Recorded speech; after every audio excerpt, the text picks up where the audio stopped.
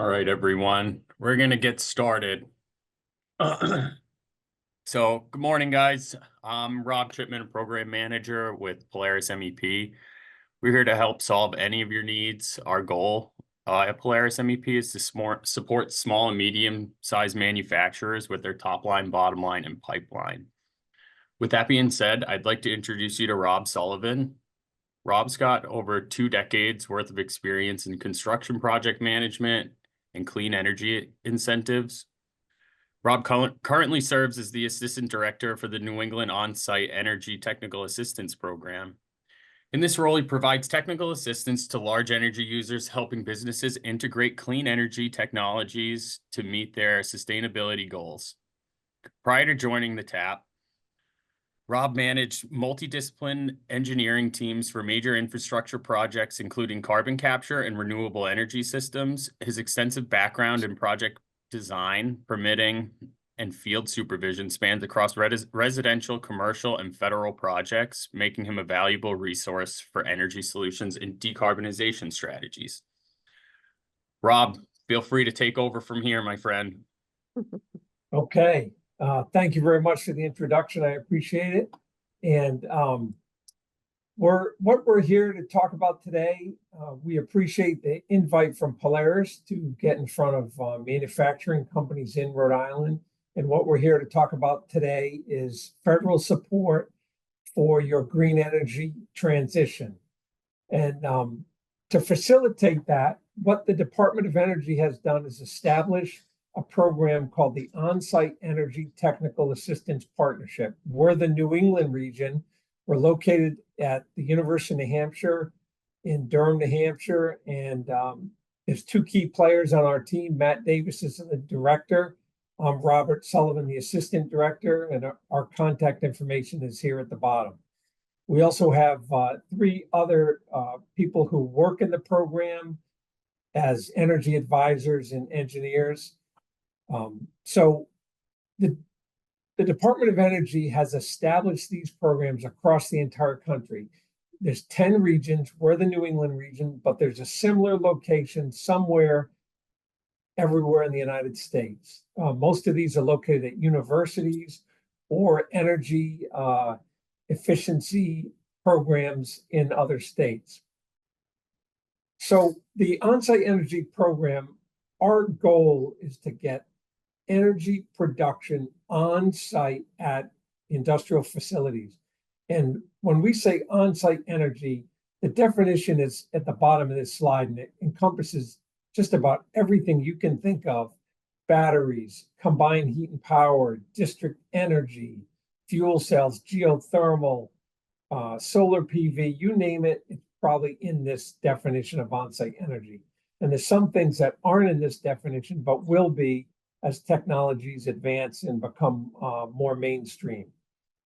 So why is on-site energy important? And there's a whole bunch of services that are provided from on-site energy.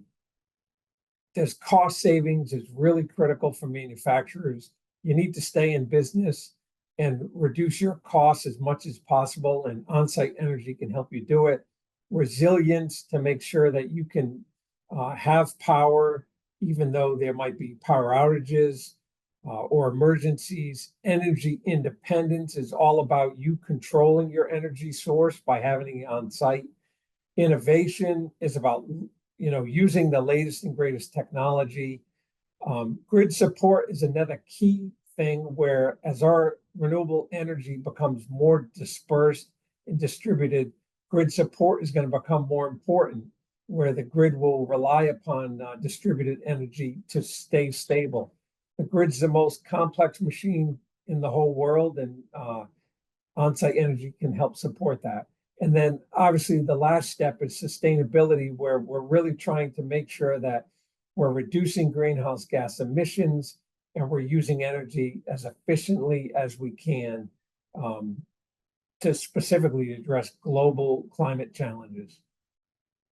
So the Technical Assistance Partnership really does kind of work with industrial facilities, is a big focus. We also work with other large energy users. That could be a campus, a hospital, any sort of big collection of energy users. And the whole point is, let's develop clean energy. Let's get lower cost to these sites to make them more viable. We're reducing emissions, all for the intent of having a clean energy economy in the long run. One of the key big things that we do is that TAPs evaluate the sites for what the opportunities are to implement renewable energy. It really depends on the site. Everybody's got a different need depending on what they do. One person might need a lot of electricity, another one might need a lot of heat. And what we try to do is help you figure out what makes sense at your location. Another key thing that the Department of Energy has going is industrial assessment centers and the grants that are associated with them. We'll talk about that in some more detail, but the TAP can help you access these grants. They're worth $300,000 per quarter and per project, so there could be significant funding that industrial sites could access. So the TAP has got three charges. One charge is the technical assistance I've talked about. And in the technical assistance, we provide an initial screening that helps you figure out what your energy strategy should be. We also help later on as projects are developing to be an independent resource that says, okay, give us the path that you think you're going to follow, and we can help assess and evaluate whether it's really good, a good process to follow. We are independent. We're technology agnostic, and we don't have any particular bias towards technology as long as it's efficient and ideally meets green energy goals. Another key thing is we're engaging with stakeholders. Every state in our region has a different environment, a different political environment, a different policy environment, different geography. So what that means is there's different policies in every state. And we're trying to figure out with the stakeholders, what are the policies that you have? Are there barriers that are in the way to developing good renewable energy? And if there are barriers, how might they be removed through adopting best practices from another location? It could be any state in the union might be doing something better than you are. And it's a way for us to help spread those good ideas. And then lastly, we partner with end users and the organizations that work with them. Polaris MEP is a great example of a group that has their fingers touching manufacturing and industrial sites. We can partner with Polaris and figure out where are the good projects. Our turf is big. We can't cover all the region, and partners are key for us to find good projects that we can help make happen. So working with the Onsite TAP, for the tech assist, what does it mean? It means you contact the TAP. We meet and we discuss the goals and objectives of your site. We collect a bunch of energy data. This is the,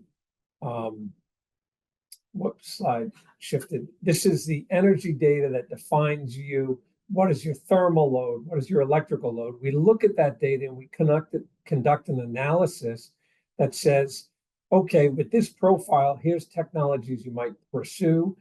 And then we create a report, and that report says, here's a strategy. It's the first couple percent of engineering where you're really trying to figure out what you're going to do. And then you move to the next step with vendors or an engineering firm to really detail what you should build. So what does the report look like? This is a sample table from one of the reports. And what it says is there's a business as usual case. That's you today. And then there's other technologies that might work here. So in this case, it's a BESS's battery energy storage system, and then PV and geothermal. We combine all those, look at them individually, and we look at them in pairs to find out what makes sense. And in the end, the real analysis is, what are the cost savings? What is the payback for that? What are the emissions reductions that could result? And it helps you decide, man, I can see it's got a good payback and good results, and I'll pursue that. So how do you implement programs at your site? The technical assistance helps you come up with a strategy. There's a couple other things that we're going to talk about. One is the Industrial Assessment Center at the University of Connecticut, which can cover the state of Rhode Island. There's incentives we're going to talk about. There's the IAC grant, and there's disadvantaged community bonuses and tax credits that might apply. So this slide shows that the federal government has a lot of incentives that are out there. They are in place now, and they're going to be in place for the next few years. Some of the rules change in 2025. These are results of the Inflation Reduction Act of 2022. And the short story is your projects could get a lot of incentives that would go a long way to pay for these projects. So this slide will be in there. You can explore some of these slides after the presentation and see what tax credits might work for you. There's also a really interesting database that you might look at, which is called DSIRE. It's created down in North Carolina, University of North Carolina. You can enter your zip code and it will bring up all the different incentives that apply for projects at your location. You can sort them by technology, location, and it really helps you figure out what other incentives are out there. So I talked about disadvantaged communities. This slide is from Rhode Island. It shows the community of Pawtucket, Rhode Island, which has been designated as a disadvantaged community based on a whole lot of a set of metrics that essentially boil down to income and employment. And so what this shows is the blue area is designated as a disadvantaged community. If your industrial site is in this location, that's a site that would be eligible for some of these bonus tax credits.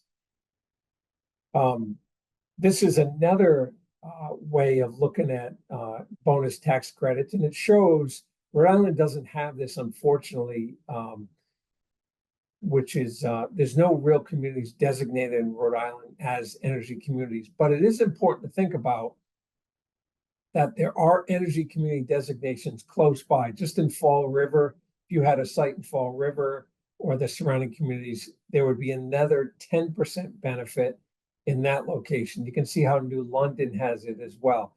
That is caused by the closure of coal power plants, and they're trying to reverse some of the historical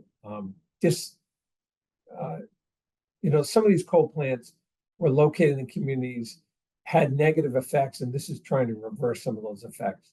In Rhode Island, it's also interesting, some of these credits might help ocean energy development offshore. So the IAC implementation grant is a really important grant that is available. And what it is it's a $400 million program that's been set up by the Department of Energy. There's $80 million available in 2024. These grants are $300,000 per project. It's a 50% cost share.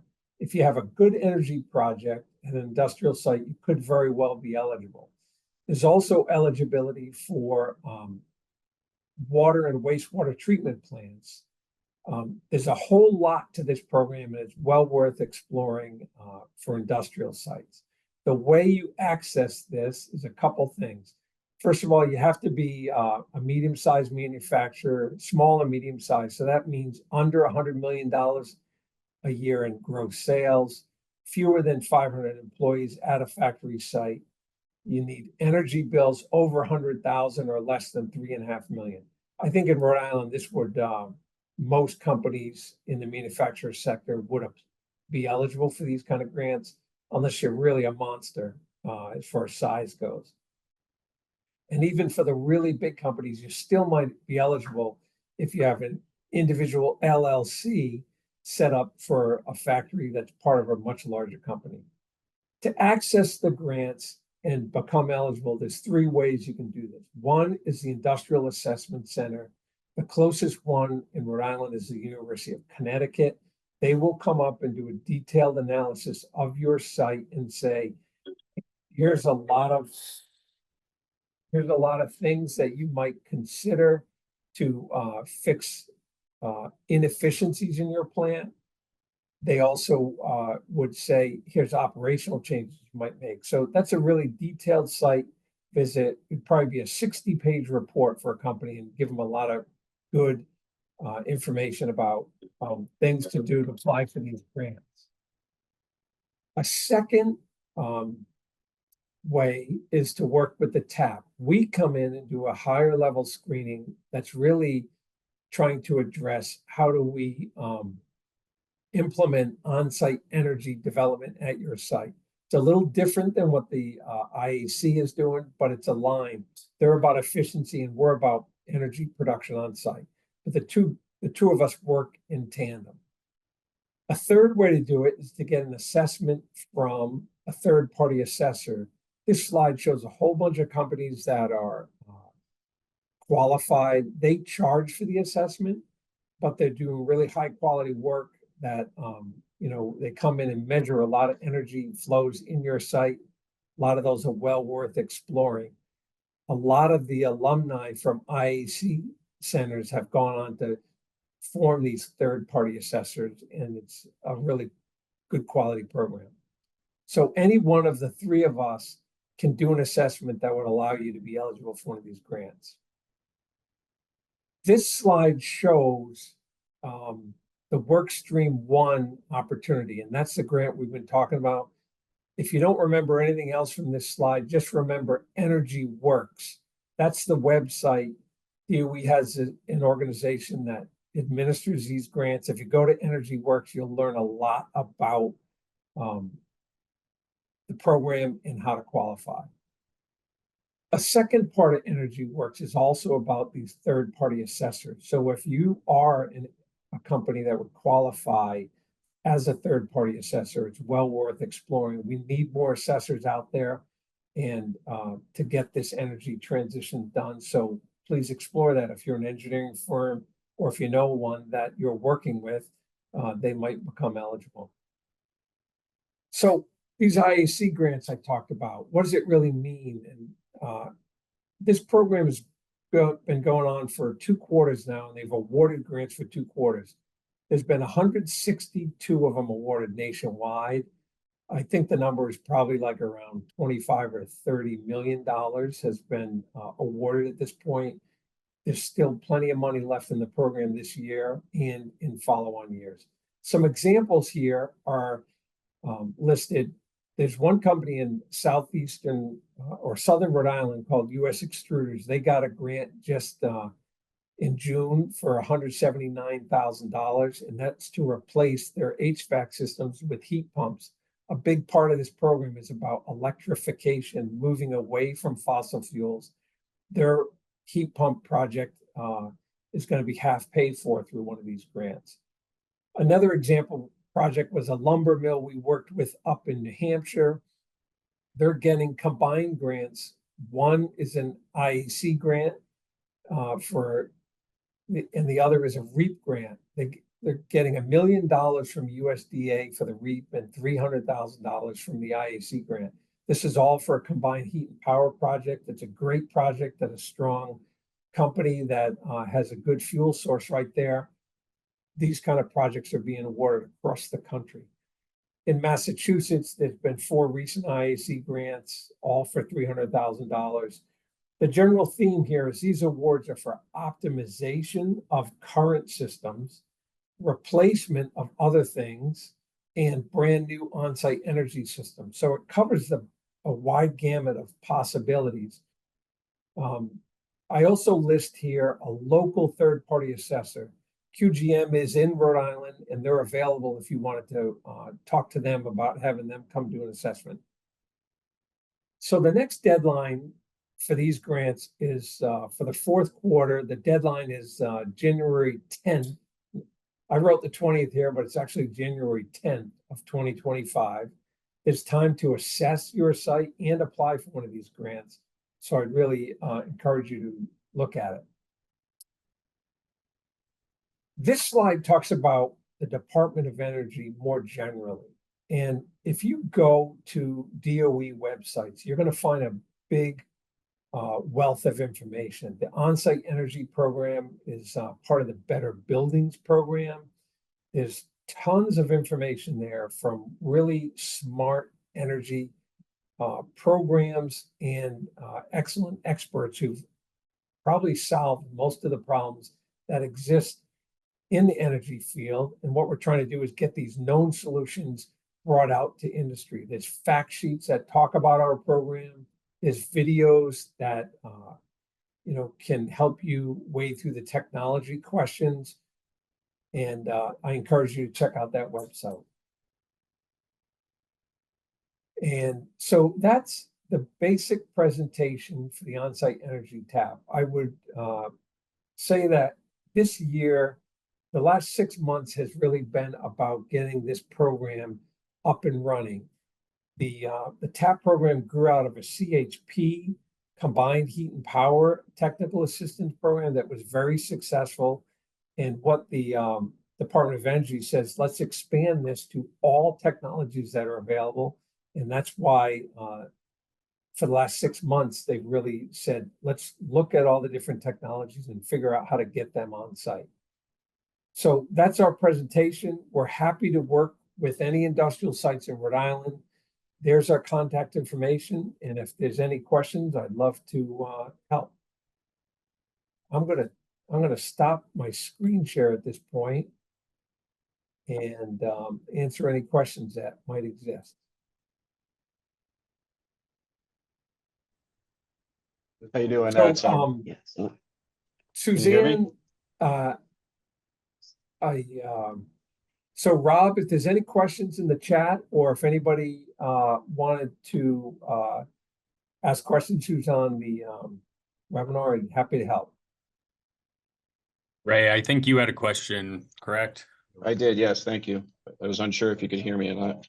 Yeah, we're So good. I'm with Newport Renewables in Rhode Island. We just do exclusively commercial solar, and predominantly for manufacturers to offset their load or to sell it back to the grid. I guess my question would be, with these grants, would a place be eligible considering they get the federal tax credit, state tax credits? Does it, if they get those, are they no longer eligible for these grants, or is it conjunction with, on top of, they can get these grants? Do you understand the question? I do. Ray, it's a good question because the grant landscape is pretty complicated. And a lot of these programs can work together. And when I say a lot of the programs, state incentives, federal incentives, utility incentives can all be stacked and work together. However, there's a lot of rules, and all those rules sometimes overlap.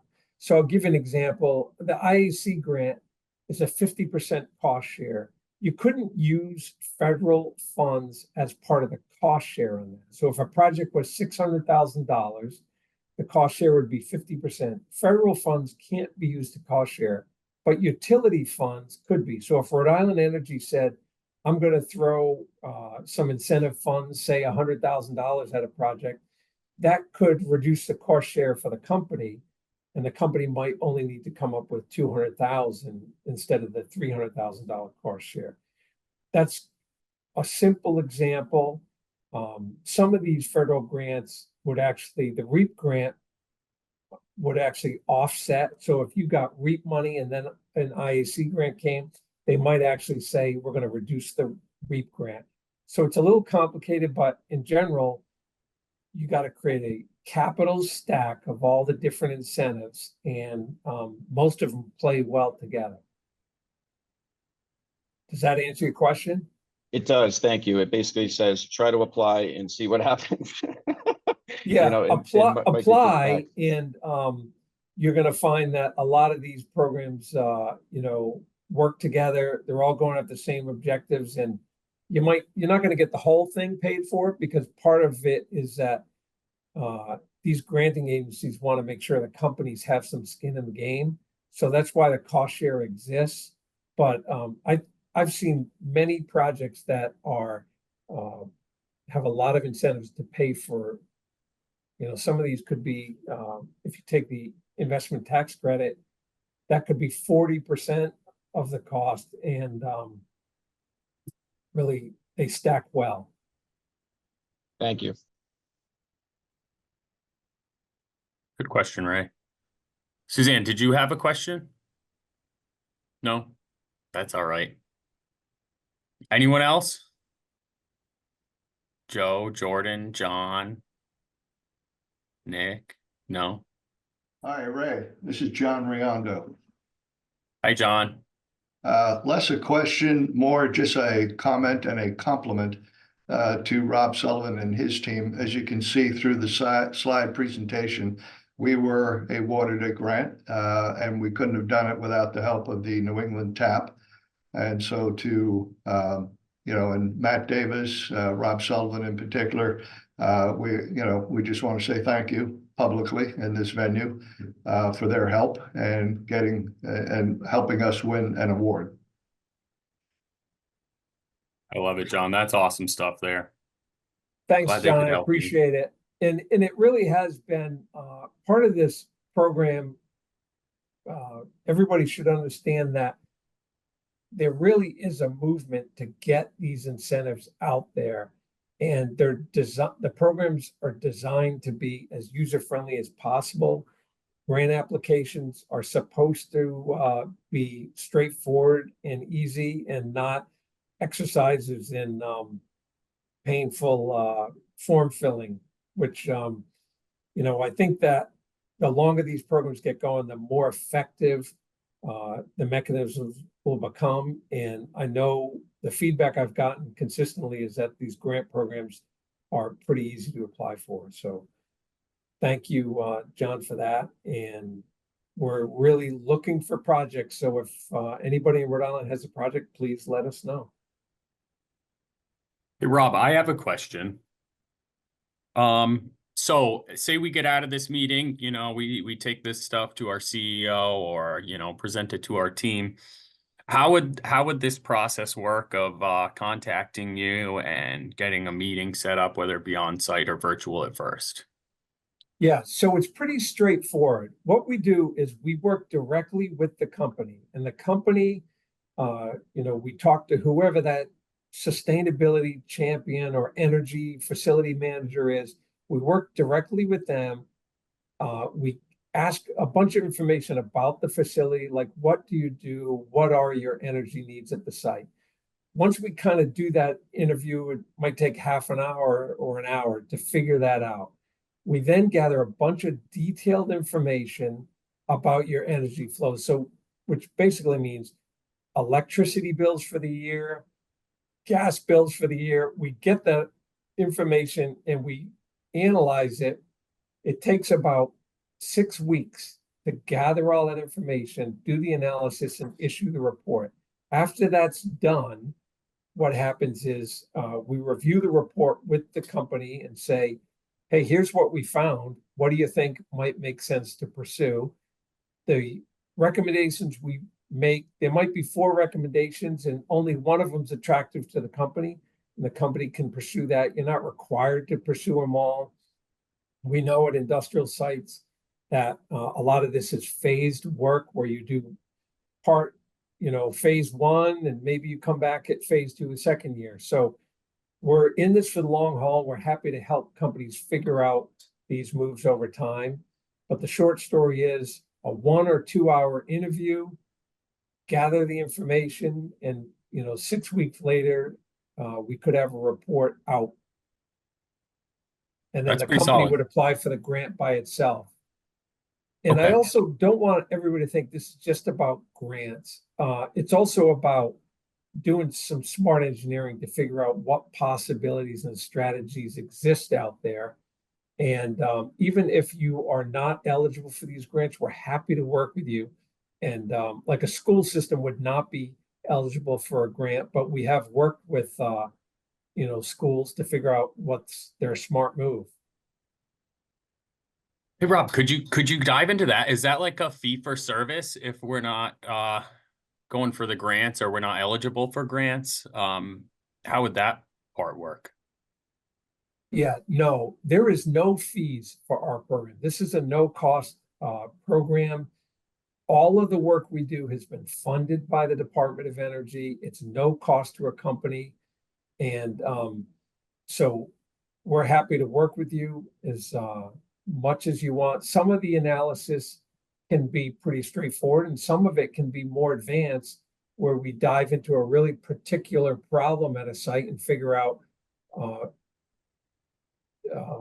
what on one technology there might be unique things that we want to really explore that are a little more particular, and we're happy to do that. All of it's free. If you work with a third-party assessor, they do charge for their assessments. If you work with the IAC, that is 100% free as well. One other aspect is that there's no obligation, right? So we're trying to get information out. We're trying to lower that information barrier so that once the assessment is done, companies can do what they like with it, right? So we want to help them implement these technologies if that's what they want to do, but there's no obligation to do anything with it.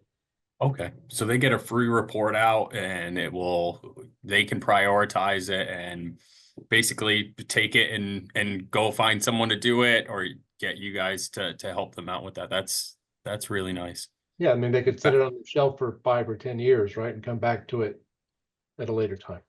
Yeah, that's awesome. That's really good stuff. Rob and Matt, thank you.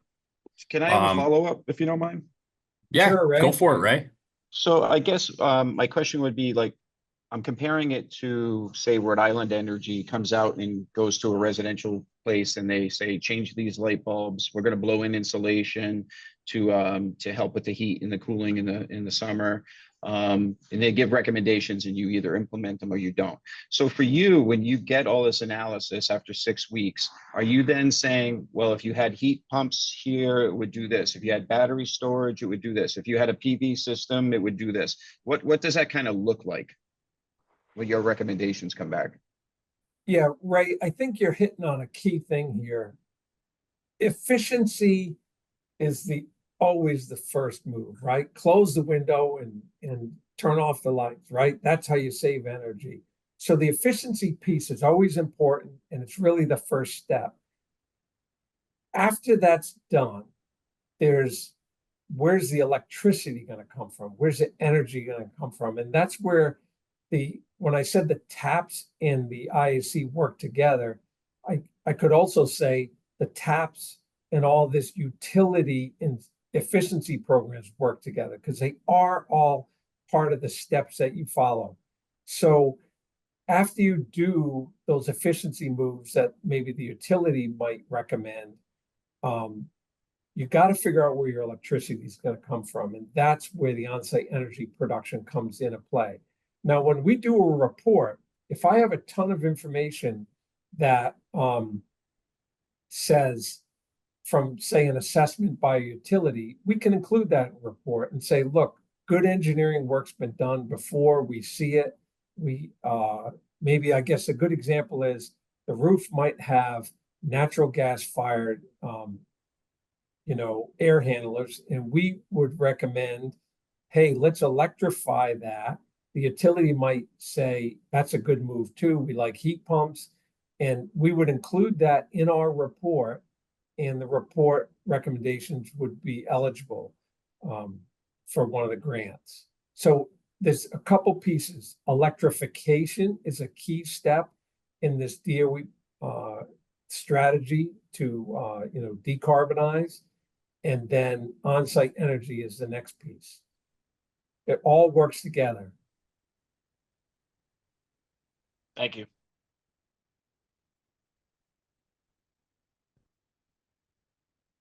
Anyone else? Any questions, comments?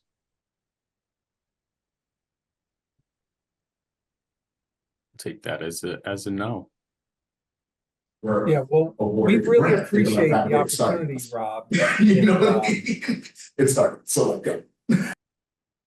We really appreciate the opportunity to work with Polaris. You guys have given us some really good, referrals for good companies. we've already worked with 3 companies that Polaris has recommended, and it's been really productive. Good. One of those companies was awarded a grant, another just applied for a grant last week. And so hopefully we can keep this collaboration going. So I'm thank with you very there. much. Thank you, Rob. And Matt, thank you as well. I'm You sorry, guys are one more doing great question. work. I'm sorry. worries. I No I think the problem. longer you stay on here, I'm gonna keep you till 2 o'clock. I got all guess- day, Ray. I guess my question is a lot, we've done a lot of work for the state and municipalities as well as manufacturing. And one of the things that we kind of pride ourselves on is really hand-holding them through applying for tax credits and all that good stuff. Is that something you do as well? Do you kind of walk them through the process and kind of guide them? Or is it just like go to the website and fill out an application and good luck? Ray, we need partners like you because one of the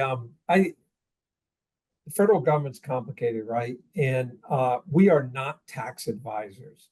And that's really important that everyone understand. We can point you towards all those grants, the tax credits, but there's a big giant pile of rules that go with it all. And you really need a professional to help figure that out. An accountant or an energy company that's worked with these grants, it's really key. So we will point somebody in the right direction and say, look, the tax credit's there, the bonus credit is there. I try to do some initial screening that says, yeah, you should be eligible. But in the end, you really got to dig into the IRS rules. So the fact that you guys work with the customers and really prove out that all these incentives will work for them is critical. And one example is if the company is not domestically owned, it's not going to be eligible for a lot of these grants or tax credits. And that would be a thing that we'd try to make sure we screen out ahead of time. But it's complicated. And I am definitely not a tax accountant. Right, we're definitely not. I understand that. Let me clarify the question though. I guess like after 6 weeks you come back, and I'm sorry to belabor this point. I guess, so you come back with the report, you make your recommendations. They say, I would like to move forward and apply for this grant. That's more my question. Are you then helping them through the process to apply to the DOE and, apply for these grants? Are you kind of walking them through that, or are you just directing them to the website? The company has to apply for the grants themselves. If you go to that Energy Works site, it's really very, very straightforward. I have walked through a couple applications with companies, so I really knew how it went. But in the end, you'll find that there's a bunch of pre-formatted fields that you fill out that are pretty straightforward, and the information in those fields can really only come from the company or somebody they might have work with it. We are not allowed to fill out the application, but the report that we provide gives a lot of the data that justifies why you're doing it. So one of the fields in the report is what's the project and what's the benefits from it. You use the data from our report to say that. And the TAP is also available for follow-on, right? So if US extruders, right, as they're proceeding through their implementation, if they're putting out information to contractors, if they have questions about that all the way through the installation, we are a resource that they can come back to, and we can help them with those questions. And I think for somebody like you, Ray, after you had done one of the reports, one of the applications with a company you're working with, I think you'd come away with the impression like, yeah, it is very straightforward. Because that's very much the impression I came back with. And they really have tried to make this as seamless as possible. Gotcha. I'll probably have a half a dozen other questions, but I'll do those offline. I'll either call you or email you. I appreciate your time. Yeah, Ray, definitely get my my phone number is 603-502-3670, and I'm happy to talk with you about any other questions you got. Appreciate it. You're welcome.